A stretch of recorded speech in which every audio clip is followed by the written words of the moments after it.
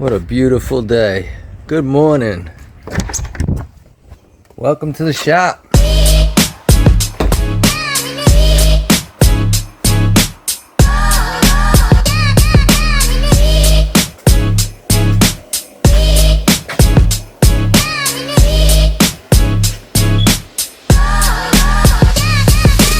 So the shop's looking a lot different today. Something big and red missing in that corner. Oh yeah, the Bridgeport Mill. It's over there, getting ready for pickup by its new owner. Because I needed room for this Giga, this giant 3D printer. I can't wait to see this thing in action. This is that Elegoo Orange Storm Giga. You've seen me unbox it, get it open. Now I finally got it where it's gonna live. And right now we're gonna cover setting it up, getting some electric to it before we build the cage. And one thing I wanna cover is a lot of people complain how these heaters take forever to heat up. Things are slow, it uses up a lot of power. Well, I got a solution to that. We're gonna cut that heating time down from 17 to 20 minutes to like 8 minutes, 10 tops. Things are gonna move quicker. It's gonna use a lot less amperage. And I'm gonna show you how I do it. So here we go. Giga. All right, here's this giant printer of mine. This Giga. That's what it looks like on its platform. If I could roll it in and out of the corner right now while I'm building it, I'll be able to work on it. As you can see by the level here, I'm leveling the base to the platform. It's always good to have a level start. It has nothing to do with the heat bed just yet, just the platform I want to level out. So that's done. I'm level on all four sides where it's sitting. That may change as I move it, but it don't matter because it's going to be printing back in that pocket. So the leveling's done.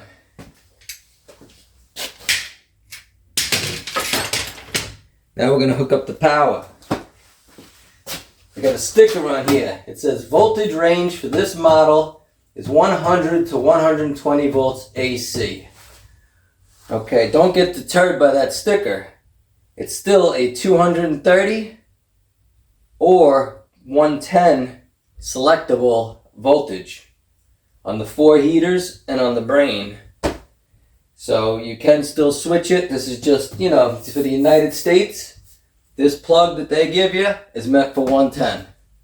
That's why they have the 1 in sticker. But what we're going to do, we're hooking up 220. These heaters are going to hook a lot faster. A lot of people complain. I don't think I've seen anyone hook this up to 220 yet on YouTube. They complain about how long this takes to heat, how much power it's using. We're going to cut all that in half. Heating time, amperage used, everything. So first thing I did, I had the mill here, remember? So that mill was 220 single phase. So I ran a 10 gauge 220 line from my panel, which is right here, already in the shop, which made it easy. It's actually a sub panel I installed here, but it's right there. So if you have your printer in the basement or a garage and your panel's right there, it really takes no time at all to run a wire to the panel. Now I ran 10 gauge, which is way overkill, because basically 220 is just 2 110 volt lines, which you get away with 14, 14 2 wire for that 110. So going to the 10, I got 10-3 ran. It's overkill, but hey, there'll be no amperage drop from the line between the panel and this printer. All right, first things first, you got 5 switches to change the voltage on this. You got one here, switches from 115 to 230. It already came on 230. We'll spin her around. Let me move this wire so we're not clunking on that every time.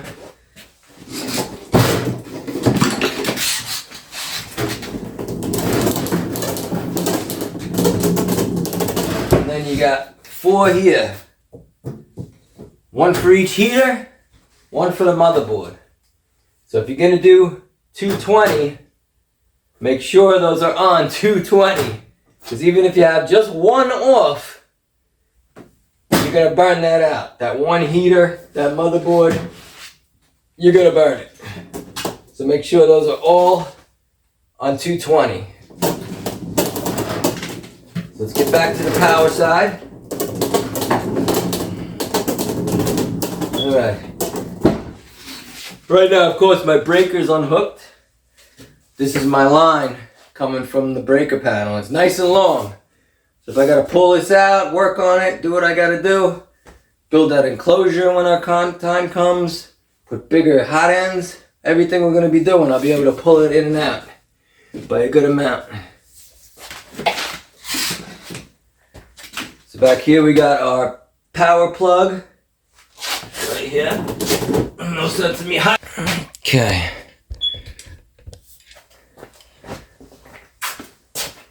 Power switch, power plug that they have set up with a 110 3-prong.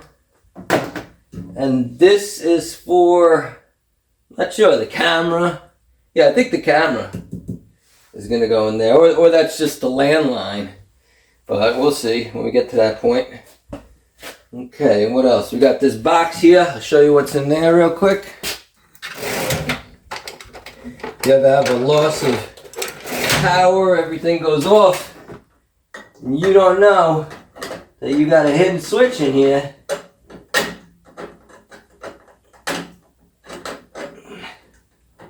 You might as well know. It's in here.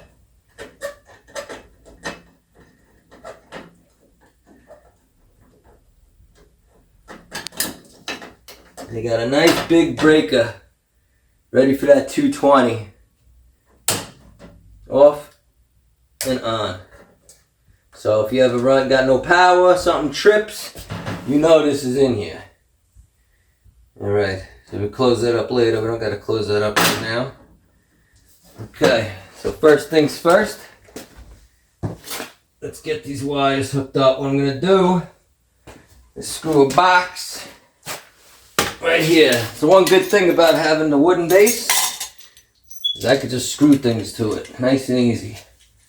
So what I'm going to do is put a box here.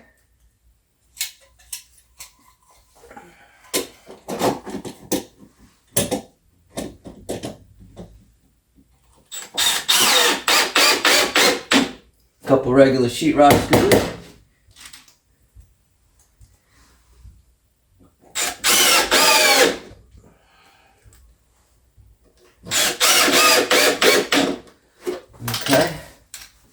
That's it. We're going to bring our wires in.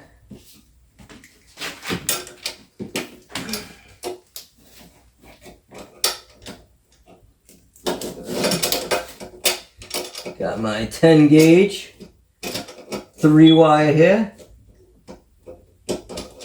Get it in there. The bigger the wire, the harder it is to bend, right?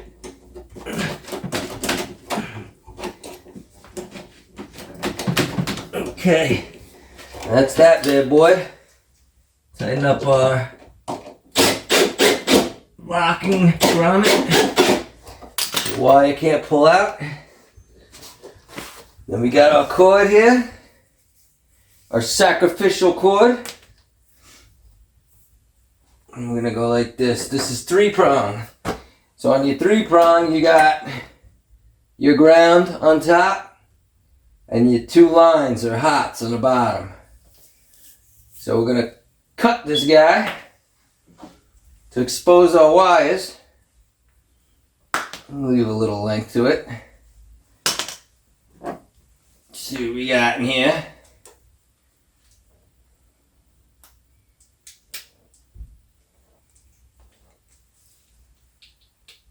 There we go. Get this bad boy off here. Okay. There's our ground and our 2 hots. Strip these back.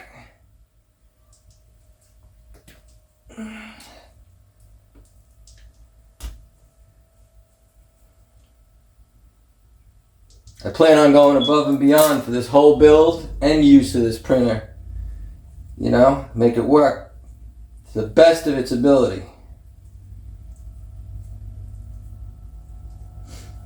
Okay, we'll slip this in the box.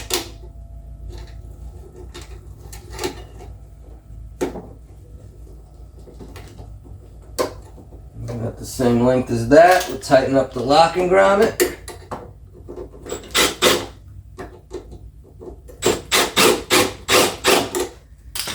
Plug this in here.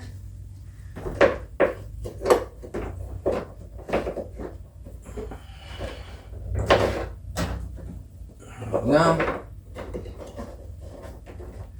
Grab a zip tie for a slack. This is all garbage.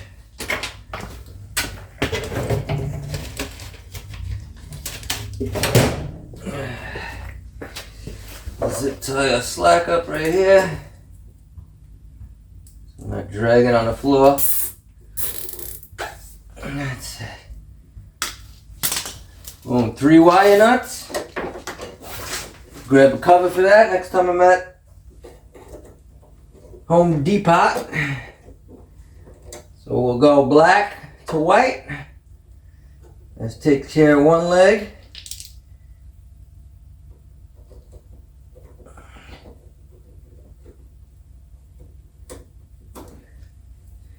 We'll go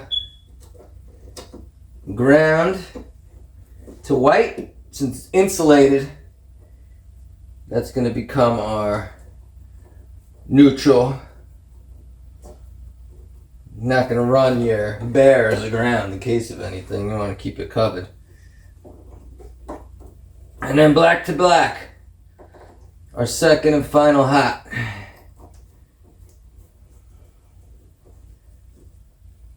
And that's that. Put it in a box, neat.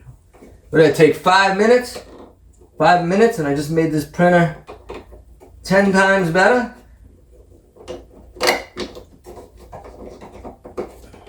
This ground can be grounded to the box, which I'll do with the cover bolt. Done. We got 220. I could go pop my breaker on. Flip the switch, see if anything happens. We'll be back. Alright, I mean there's absolutely nothing hooked up on this printer, but I got the breaker on.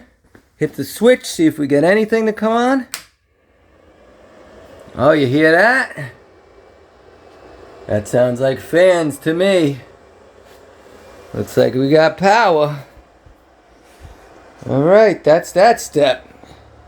Next, let's get the axes up. See you in a minute.